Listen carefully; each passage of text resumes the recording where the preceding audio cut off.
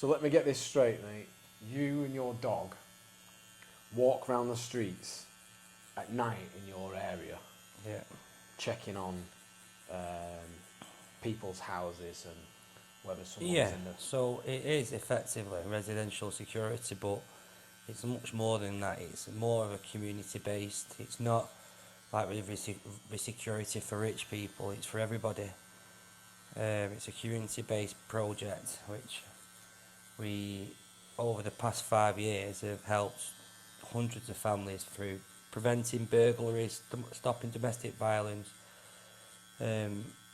Every area has got an issue with crime, whether it's antisocial behaviour, and 99.9% of people, I'm sure, wouldn't want thieves in their area operating outside their house and stuff.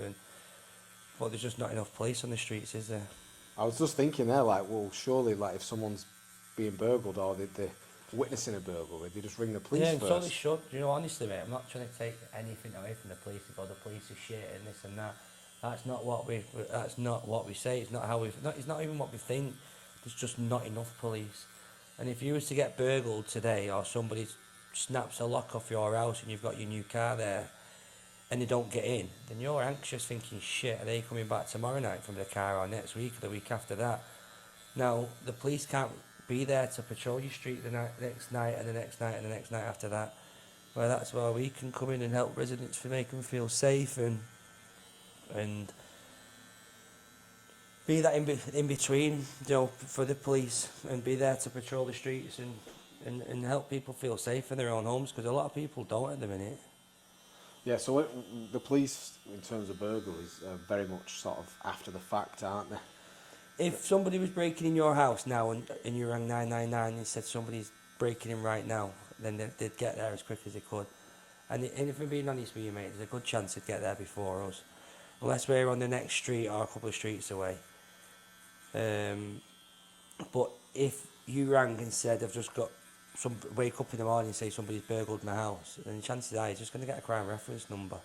Yeah, and it becomes an admin issue then. Yeah, so then you're like, well, somebody's just burgled my house, you're not going to come and... You want the police, you want somebody to make you feel safe, you want somebody to do something. Yeah, so that's what you do for people. So what made you want to go and do that then? Like, did something happen to you? No, it was just by chance during COVID.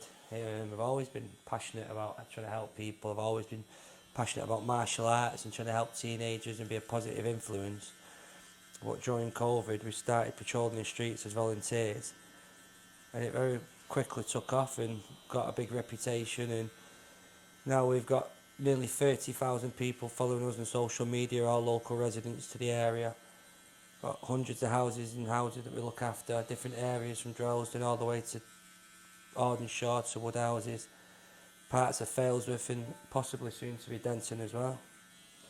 So it sounds like it's been pretty well received then, which tells me that it's and the only necessary. People really that would have a problem with it is people that are out there committing crimes, because if you're not committing crime and we're patrolling the streets trying to deter thieves, what would be your problem with that? Do you know, unless you're a thief or your family's supported by thieves one way or another, or you're making an income one way or another from it, then I don't see what the issue would be. If you were interrupting my operations at 3 in the morning... If you rang us to say you're selling drugs, somebody's selling drugs outside your house, we can't do anything about that. We can't get involved. That's a police issue.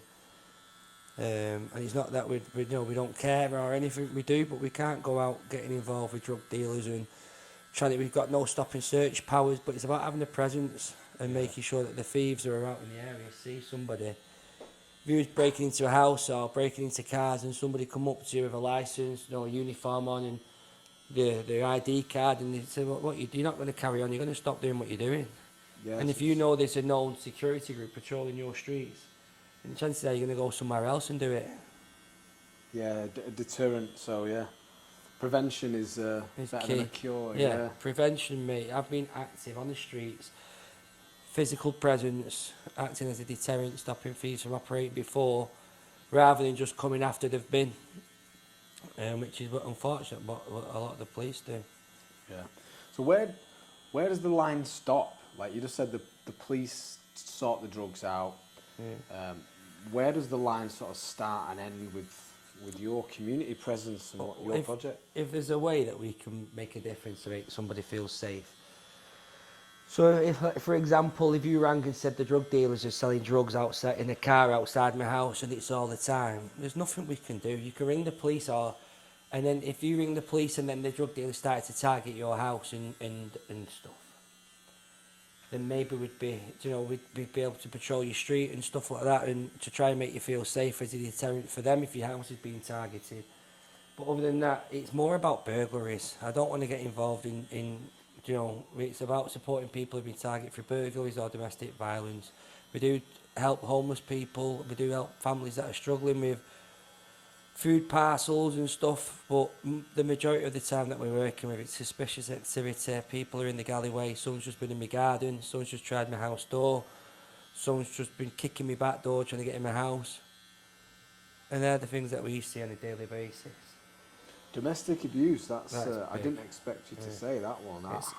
It's a big one, that, mate. How on earth does your presence in a domestic abuse situation get received? Because it's already a violent situation. Like, and that's where your training comes in, mate. It is. If we can't get there and escalate an already quite a volatile situation, it's about having the right presence, about having the right attitude and being able to communicate with them. And we've had, but unfortunately, on incidents like that, we do have to phone the police a lot of the times because we don't know the history there. If we get called to your house, or are you on the way home from the pub, and you're having a domestic, and you're getting a bit too aggressive with your partner, and we get there and we say, "Hey mate, what's going on?" and we let you go because we don't know the full situation. You might get home and have a history of violence and assault her, and that could have been prevented really if we had reported that to the police, and the police had come and had a chat with you and got your details, and they know that you've got a history of this sort of thing.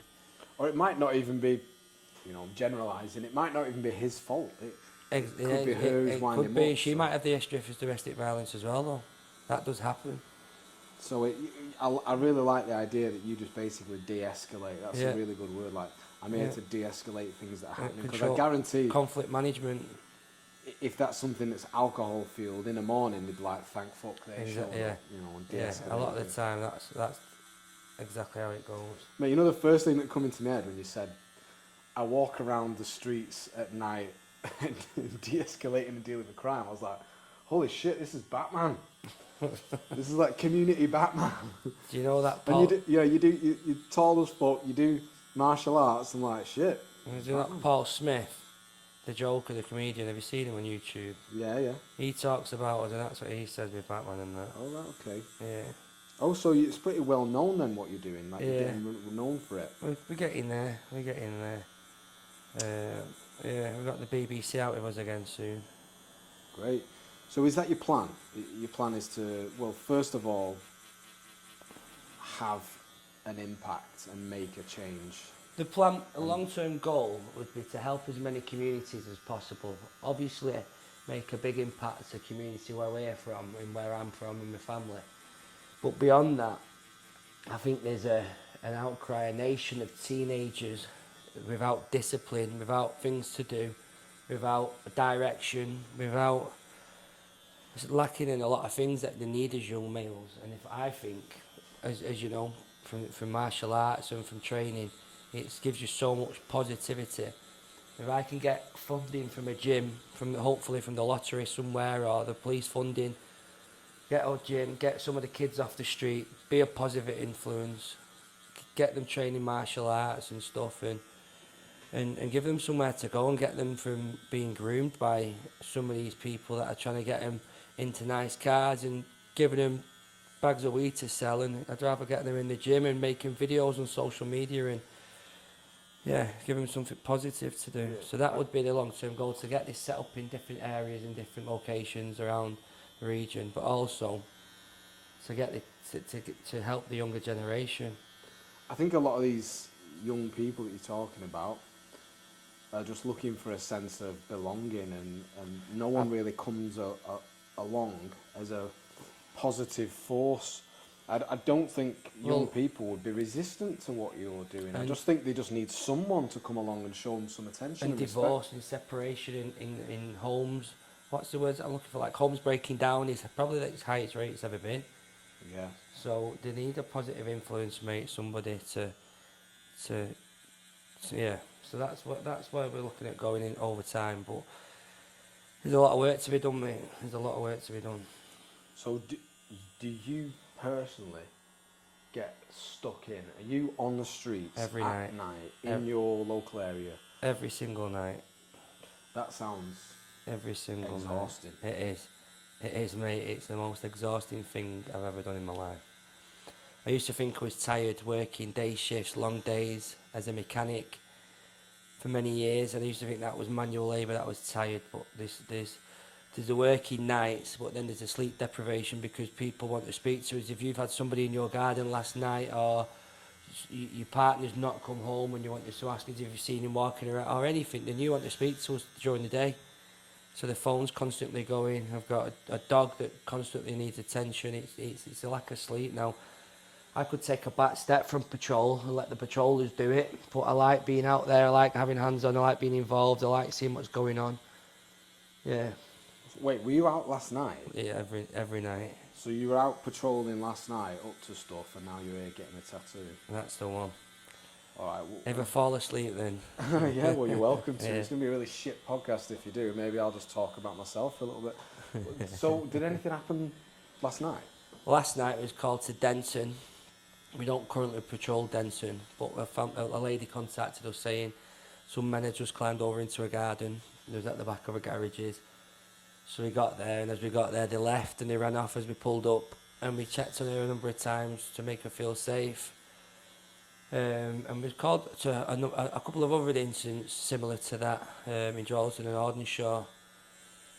One of the building sites that we look after is gaining a lot of activity at the minute, gaining a lot of interest, should we say. From criminals? Yeah, so we've had 2 people in the last week trying to get on there. The first attempt, they got on there, we saw the torch, and they had literally emptied the site of all, not the diggers and them sort of tools, but all the tools that the workmen had left on there. They'd broke into the cabins and literally emptied them all, and we'd had them all the tools piled up ready to go to the van waiting to come and collect them. So we got there and got all the tools back. Are these professional career criminals, or are we talking wreckheads? I think these know what they're doing. I think these was organised. These wasn't your typical druggies. I think these will target building sites, and they know how to do that. They know what type of locks they had to break off, and they brought tools to do that. Whereas a lot of the times the druggies that we see are just off the nut on some one drug or another, walking around all night into your garden, into your sheds, trying your back door. You've left your window open. I'll climb through there. Yeah. And the problem is that these aren't going equipped. So let's say if somebody's climbed, let's say pretend a burglar now tries to get in your house. We catch him, he's got a knife, a screwdriver, bolt cutters. He's going to prison for going equipped and breaking in houses. If you're trying windows and doors and you're not breaking in and we get there, they'll just say, oh, sorry, I thought my mate lived there. If you go to court and we get you arrested, they'll go to court and we have to prove that you didn't know that that wasn't your friend's house and that you wasn't going to break it, you know, that you had intent, but you'll just say, oh, I'm under the influence of drugs, I didn't know where I was, and it was a mistake. And then I'll get off of it. I think catching people in the act, long term, is like putting a plaster on a fucking gaping wound. And I think what you're doing is getting a reputation so that people know you might be out. Yeah. You might show up. I've got a video on my phone from last night, and these people, I pull up outside these houses to go for a walk. I get out my van, and I can hear people talking at the back of these houses on the canal. So as I walk around onto the canal, and there's these 2 druggies with all these paints and brushes and stuff that they must have robbed, and they're looking at what they've got. And as I walk up to him, I walk from behind him, and they turn around and go, oh, mate, I didn't, don't you know, I thought you was any shit myself. I thought you was the team sign security guy with a dog. And I said, no, that's not me, that pal. And after a couple of minutes, I said, remember what you said about that guy with a dog? I said, that's me. and they kicked all this stuff into the canal and ran off. So yeah, they know we're out there. Definitely know that we're out there. I think eventually in that area, you know, the numbers are just going to start decreasing. Well, Which is police put a post up the other day saying the crime's gone down in the area, and everybody was tagging us in it, saying well done to Crime Watchers. that's great. That's really good, mate. So, the question I've got, mate, is if this is such an exhausting endeavour, how on earth do you tend to like scale this or maybe exit it at some point? At some point. You're only human, mate. Yeah. You can't do this forever. I can't do it forever, mate, and I'm feeling it already. The last 5 years have flown by. The time by not spending as much time with my son is the thing that I've missed the most, and he's getting older every day. But I can't patrol the way I'm doing. The workload that is just too much. So sooner or later, I'm going to have to trust the team to do it without me, and I go out a little bit less. And one of the other things that we're launching is a camera response thing. So we can't be on every street at the minute, but if we've got patrollers in the area and we've got access to your cameras and that comes through to our control centre, if somebody's potentially in your garden and we don't know about it, then you wake up in the morning. But a lot of people have the cameras on silent, don't they? Yeah. Wake up, someone's in my garden last night, and we get a phone call. Someone's in my garden last night, can check our house for us this evening and stuff. Whereas if we got that notification on our phone or in our office, we can send people there straight away. Yeah. What would it take to scale something like this? What do Funding. You need? What do you need? It's Purely just money, is it? Well, no, because it's not just money, because all the money in the world won't get you the right patrol. Don't get me wrong, it helps, but you have to be able to pay the right people to do the job, and it's not just about paying them the right money, it's about having the right attitude, the right work, being able to do the job as well. So de-escalate situations, be able to talk to the homeless, be able to walk away from teenagers that might have had too much to drink, that are a bit mouthy on the way home, and just say good night, lads. It's a very peculiar, very special type of person to be able to do the job properly. Yeah. He's not just a doorman. He's not just walking around. He's got being able to, to detain people with knives, but at the same time being able to talk to missing teenagers that we find hiding from domestic abuse, and being able to make them feel safe, that they're safe enough that they can talk to us while we get the police there. No single situation is the same. But with funding, you can get the insurance that you need, you can get the training that you need, you can get the licenses that we need, we can get the uniforms, we can get the patrol vehicles, and hopefully be able to hire the right people, because the industry is full, unfortunately, with people that can't do the job properly. So it's about having without the right people to do the job, there's no people on the streets, is there? No. Without the funding, we can't do it. Have you got any like really good stories of how you've helped someone who has been in need, and like a call out? Yeah, loads. We've helped people being burgled. We've been called to houses where people have had people with knives breaking in the houses and stuff, and we've got there and detained them.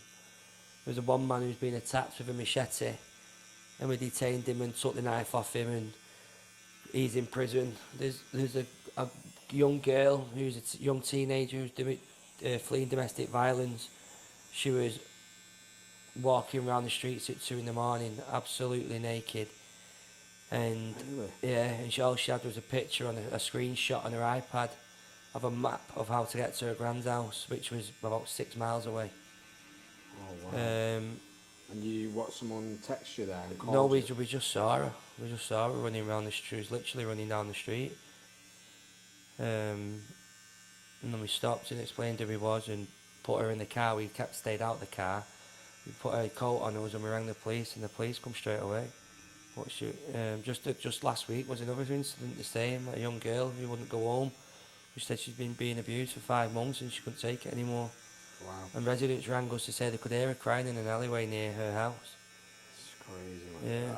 Yeah. In those instances, I can't help think about what would have happened if you hadn't have found out. You know, that's very serious, Dan, honestly, and it is. And I can't tell you some of the things that I don't want to go into detail, but road traffic accidents where there's been people who have been seriously hurt in car accidents.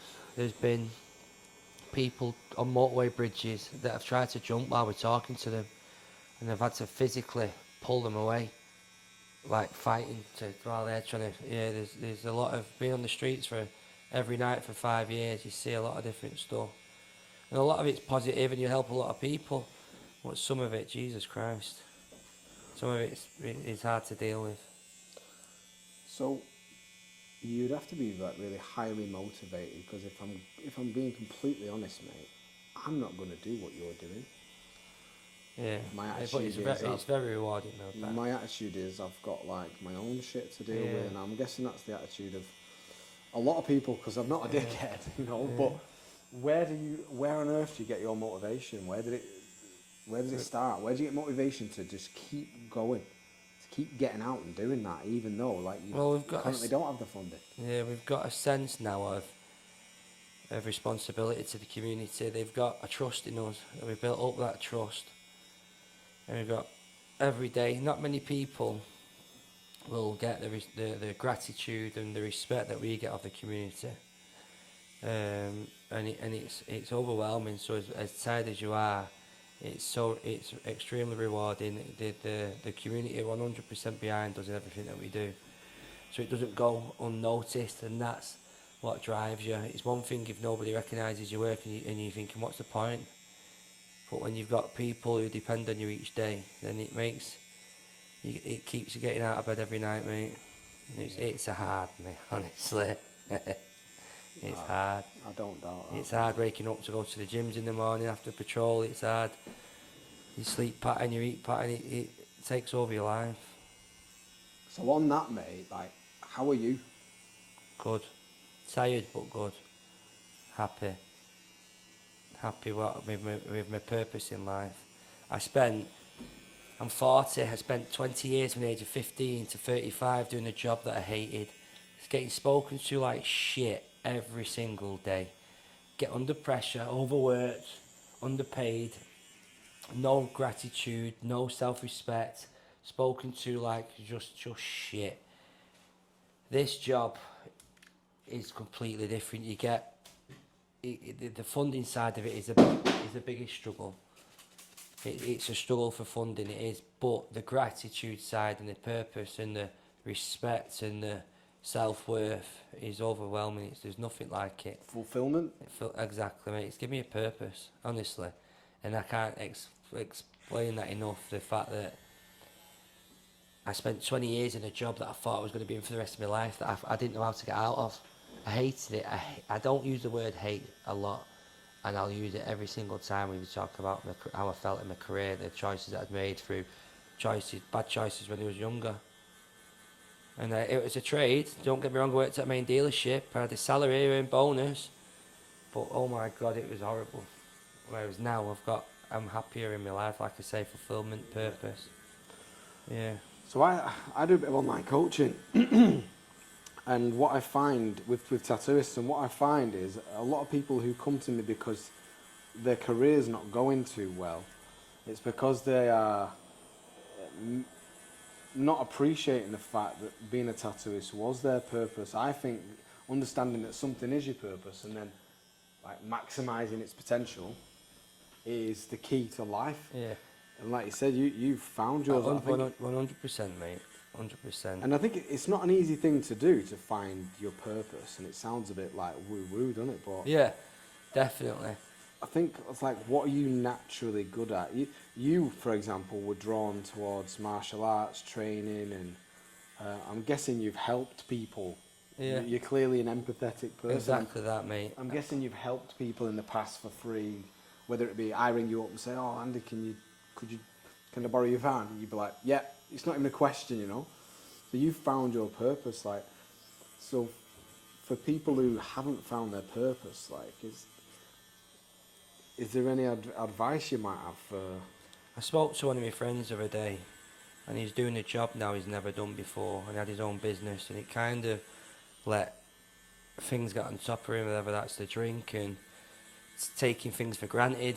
And it cost him his business one way or another. When I spoke to him the other day, so what are you doing? He said, "Oh, I'm doing driving, I'm delivering." I went, "Mate, take a couple of months off, but reset, go again, do something, work at something, don't give in." I never thought I'd get what I've got, mate, with regards to my own business and my own sense of, like I say it again, sense of purpose. I didn't think I'd ever get there, mate. I thought I was trapped on the motorway every day at 6 in the morning, coming home every night at 6 in the night in the rat run. Yeah, that rat race is a Yeah, killer, it's horrible, mate. It'd be stressed before you even get to work because everybody's arguing, everybody's an arsehole, everybody wants to shout at each other, cut each other up. Nobody wants to be nice to each other anymore. It's sad, mate. Yeah. And that's what I want to change on my post. I'll try and be positive. My outlook tries to be positive. The stuff that we do for the community, try to be a positive influence on the residents, on the young generation, and everybody really. Yeah. Life's hard enough just by default, I think. It is, mate. So putting positivity out into the world and gratitude and I think it'd be part of your, once you get the funding, I think part of your teachings to these young lost people who are just hanging about the streets could be that. Could be like let's find out what you're good at. Yeah. Because I think I know everybody's good at Definitely. something. It's just a matter of finding it. I tell my son that all the time. So the guys at the best at the football at school, he might not be good at boxing, he might not be a good speller, he might not be, but they won't be good at everything. It's about finding what you're good at, whether it's jiu-jitsu or art or... I was good at art as a kid. I was really good. I used to clean up at all the allotment shows that my grandma took me to and stuff like that. So, but then I went to school and just did it for grades then, because I was like, well, I don't know what else to do. I couldn't draw a banana. No. Fortunately, I can, mate. I can draw dogs really well. That's what I'm doing now.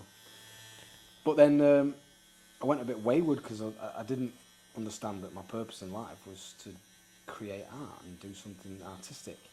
So because of that, I went down a dark path, drink, drugs, partying, crime, all that sort of stuff. And it wasn't until I rediscovered art in tattooing in my mid-20s that I then dropped all that other shit. Yeah. So this is relating back to like the kids that you're dealing with on the street. Like if they had something, like I said before, they're just looking for something to belong to. Somebody and someone, yeah. Yeah, if you take them to a boxing gym and, you know, one of them might be gifted, it's like, right, mate, let's sink your teeth into this. Well, even if they're feeling not confident or they're insecure or body conscious or whatever it is, because everybody's on Instagram these days, and so if you're overweight or you're worried about if it's anti-bullying, whatever it is you can get something out of going to the gym. Yeah. You don't have to do weights, you don't have to do boxing, but there's something in the gym and fitness industry for everybody. Yeah. So, do you hope to scale what you've done across the country, across the world? Like, because it sounds like not just your area needs it. Yeah. It sounds like it's needed everywhere. I hope to go regional with it, mate, across Tameside, definitely. And I don't think it's for every area, I think it's for most. I know that there is something similar to this in certain parts of London, in certain parts of Manchester, where it's for posh people, but we're not just a security firm, we're not meathead, doorman bouncers, we're a community project that the community can know and relate to. They've got a good relationship with us and know who we are. You know, they can ring us and talk to us about different things, and at Christmas we're doing Easter egg, at Christmas doing selection boxes for the community. We're dropping them off on people's doorsteps, we're walking around the town centres, giving them out with meet and greets and stuff. At Easter we're doing the same, we're doing Easter egg hunts for the community and the kids and stuff. We're dropping Easter eggs on people's doorsteps, we've got families, and we do the same at Halloween with cupcakes. And so we're always looking at ways to engage with the residents and give back. And that's what separates us from a security firm. It fucking feels awful, that. It was the tattoo, mate, yeah, and you've not slept. So. Yeah. Oh yeah, it's definitely probably because I've not slept and Aggie and stuff. I think a great angle is if my mum or my nan lived in your patrol area, I would pay you to be the person that she calls because I don't live in the Exactly, area. mate, and we don't ask. But let's pretend your mum didn't want you to do it and she wanted to do it herself. Your mum could only donate as little as £5 a month. We're not asking for people to give us £50. Again, we go back to it being a community thing. If everybody can give £1, £2, £5, £10, it's enough. So everybody's circumstances are different, and your mum might not be able to afford anything, but she might really want the support. In which case, she'd never be like turned away. She'd always have our support, whether she can afford it or not. Now, if you might go, oh, I don't nothing need no support. I've been fucking prison 6 years. I'm a martial artist. Anyone comes to my house, well, fucking have it. You don't have to have our support. You don't have to pay. You know, there's no pressure. But most people don't feel that way and do want extra support. Yeah. Mate, I've been supporting the lifeguard for the last 25 years. It's like £3 a month. Yeah. Don't miss it. Never will miss it. I'll probably pay it until the day I die. Because when I go on holiday, I go in the sea. Yeah. And there was one time I got stuck in a rip thing and he came and got me. And from that moment, I thought, you deserve all the help you can get. Yeah. So I think it's a worthy thing for anyone to just chip in £3 to £5, even if they don't even live in your area, just to help you like scale. I'll certainly join in with that. And it's something over time. We get messaged about different areas all the time. Can you come here? Can you come there? I think it's something that at some point other people are going to try and jump in and imitate. But I don't think people want just security. I think they want people that they can talk to and relate to, and people who know who we are. They don't just want some meathead jumping out of a car and beating up the teenage son because he's pissed up on the way home. And that's not how we work, mate. Honestly, it's not. We got a good relationship with the teenagers. We don't bother them, and it's about being able to relate to them. How many times have we come home pissed, mate? And you know, if they're a bit leery and they're having a singing on the way home and waking everybody up, we just say to them, listen, we're having a good time. We might say to them, we're having a good night, mate. Keep blah, blah. But we're not going to, hey mate, keep the fucking noise down. You can't wake up. You can't behave that way. I think de-escalation's the most important word. And it's about being able to relate to the people that you're talking to as well. If you come across teenagers smoking weed, now I might not have never smoked weed in my life. I might hate the smell. I might be thinking that fucking stinks. And there's 10 teenagers sat in an alleyway next to somebody's house, and there's 10 guys in the alleyway next to my house, and you get there and they're harmless. They're not doing anything. They're just talking on the way home or whatever. And the first thing I'd say is, Jesus Christ, mate, that smells nice. And already they're thinking, fucking hell, he's all right. He's one of us. And really, you might be thinking it stinks and it's fucking, I can't stand the smell. But if you say that, they're going to think, fuck, he's a knobhead. Yeah, that stinks, can you move? Yeah. It's instant conflict. Yeah. Fight or flight mode. Nobody's making any sensible, rational decisions. So already you start in a conflict or confrontation by thinking that you're not on the same page as them, you're not on why. Yeah, if you're having a beer, you say, you're on, lads, you're having a good drink, what you're drinking. Now, if they're all fighting and stuff, then that's different. But, yeah, I don't want to be the fun police, mate. It's not who we are. But you can text the residents to say, hi guys, we've just checked. There's a couple of them, they're not bothering anybody. They said they're going to be leaving in a couple of minutes. You know, everything's okay. There's nothing to worry about. It's just teenagers having a good time. At least I know it's not 5 guys with balaclavas and a fucking machete. Yeah, I'll always remember this story. A friend of mine was in the town centre and he was just walking through, minding his own business, and he's a martial arts guy, right? Pretty well, versed in it, and not someone who you want to randomly kick off with. And I remember some lad was just shouting at him across the path, "What the fuck are you looking at? What?" And he's like, "Mate, what?" And this guy's come over to him. He's got all abrasive in his face. "Go on, what are you fucking staring at?" And because my mate is into martial arts and is disciplined, he said, "You all right, mate?" That's what I'm like, mate. That's what I'm like. I wouldn't be like, "Yo, what you saying, mate? What?" Yeah. Like, listen, mate, calm it down. You okay? It Talk to me. I'm here to help. Turns out that months before he'd lost his kid. Yeah. And he was just on a rampage and he was completely lost. He ended up taking him for lunch, and I'm assuming set him on a different path of healing. Exactly that, mate. That's what it's all about. So de-escalation, understanding, empathy is probably what most people need. Yeah, but this sounds like there's so many levels to what you do, mate. Like, it sounds like you need a team. You need like one of these CIA movies when they're in a room that's full of TV screens. That'd be good, mate. There's a guy operating saying, "Right, follow him," like a Jason Bourne movie. That would be good. And you could just sit with your feet up and... Well, eventually, when I say that's a dream, I don't mean the dream like I don't want to do it. I mean, because I can't do it forever. But me being able to manage it, sit at home watching cameras, and have a good team out of passionate people that I can trust, knowing they're doing a good job, and I can retire in 10, I've 15 got a years tattoo time. on my leg here, yeah. And it's an old fable that I really like, and it's the tugboat and the lighthouse story. So a tugboat goes out and saves ships one at a time, and it uses tons of energy going out, dragging a ship back, yeah, every single time. And over its short life, it ends up with a completely burnt out engine, and it's done, and it can't help anyone anymore. Whereas the lighthouse stands on the hill, has the same job to save ships, but it just stands in one place, shining its light, and saves more ships more efficiently over It's time. good analysis, that, yeah. Therefore helps more people. So the reason I got that tattoo is because I was into coaching, and I really enjoyed being a mentor. So everything I do now, and hopefully that helps you as well, is like, how can I do this more like a lighthouse? Because you currently tugboating. Yeah, mate, you're right, and I like that analysis. I'm going to use that again. Yeah, I need to turn into a lighthouse over time, don't I? How? So it can be a situation, right? Right, we need to scale to the next town. How do I do that like a lighthouse and not like a tugboat? Because I've not got much to give.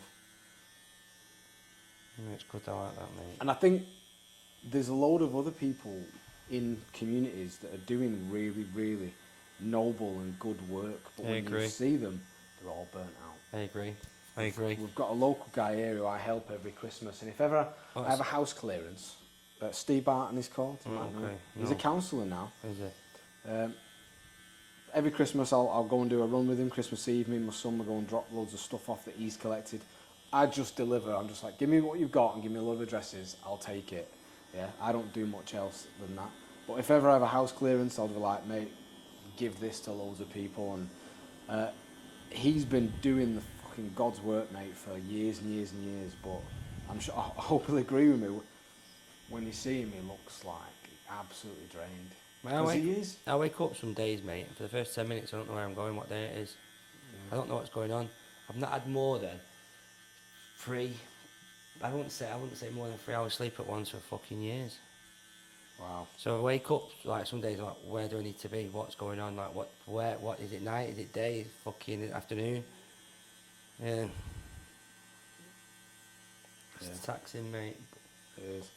Well, yeah, mate, let's So there's a woman in Ashton called Pauline Town, and she helps the homeless and she feeds them, and she's the same, she's fucking running to the ground.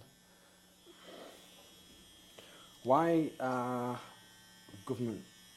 local government not helping that? There's too many cuts, ain't there, mate? There's not enough money. The money's going to the wrong places, and mate, don't even get me. Let's not go down that road, don't they? But the money's going in the wrong places, isn't it? Wrong time in history to be talking about people who are getting tons of funding that shouldn't. Yeah. It's the funding's going to the wrong places, and it's that, yeah. Look at the police force, mate. The courts. Look at the NHS. So it's sad, mate. The government should be doing more, and the council should be doing more to make people feel safe. Whether that's more funding for the police or funding for people like us. Mate, I think the answer is what you're doing, but self-funded by the community itself. So if I'm being honest with you, mate, I think that's the way it's going to happen. I think that's what's going to happen over the next 5-10 years in America. There's lots of suburban areas that have their own security in there. Yeah. Mate, if someone popped up in my town, if we were having problems with something, if someone popped up in my town and said, we're doing exactly what you do, it would be a no-brainer. I'd be like, take my money. There's some places in the rural areas that look after farms and the tractors and all that, and they do it. They just drive around every night looking for thieves, looking to steal your tractors and your camper vans. And all they're a bit more ruthless though. They've got places to bury people, haven't they? So, and they're licensed to shoot anyway. Yeah, we'll see. For now, where I live, it seems to be all right. But yeah, man, sounds like you're doing really fucking good work.